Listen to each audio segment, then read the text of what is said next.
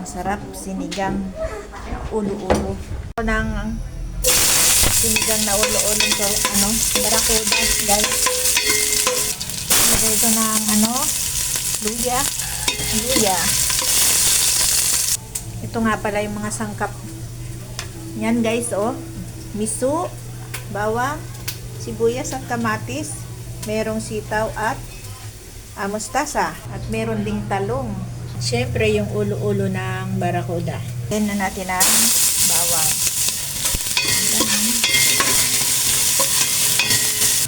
Sibuyas. Yan, brown na yung luya at bawang. Ilagay na natin ang kamatis, guys. At syempre, hindi mawawala ang miso. Napakasarap ng sinigang na ulo-ulo kapag may miso, guys. Kaya hindi pwedeng mawala ang miso. Ilagay na natin ang ulo-ulo. Sabay ng miso. Miso ay nagpapalapit ng sabaw, guys. At tapos ang ulo-ulo naman is kailangang isabay sa paggisa para hindi siya malangsa. At syempre, lalagyan natin ng paminta.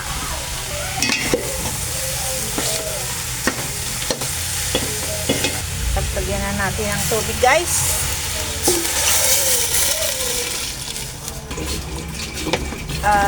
Ang tubig is depende sa gusto nyo na ilagay. So, itong sabaw kaya siya ay madilaw dahil yung miso is may kulay. Kaya mas maganda kung yung walang kulay ang bibili natin. At pagkatapos ilagay na natin ang sitaw kahit hindi pa kumukulo. Dahil ang sitaw is matagal luto.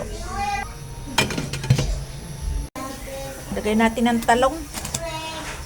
Talong na berenang. Tsaka ang napakadaming mustasa. Ayan, ang dami ng gulay, guys. Pagkata naluto na yan, saka ko ilalagay ang sinigang na sampalok.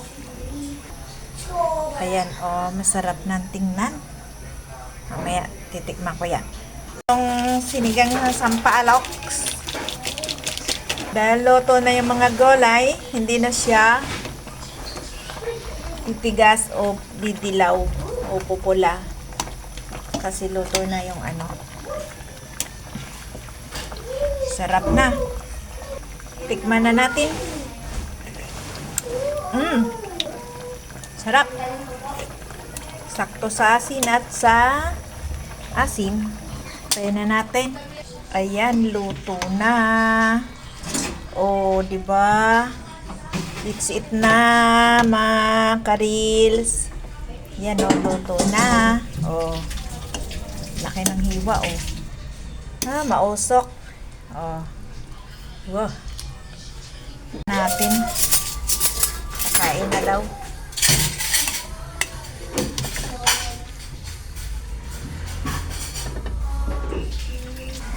Kain na daw. Guys, sarap. Sarap. Ayan, guys, napakasarap.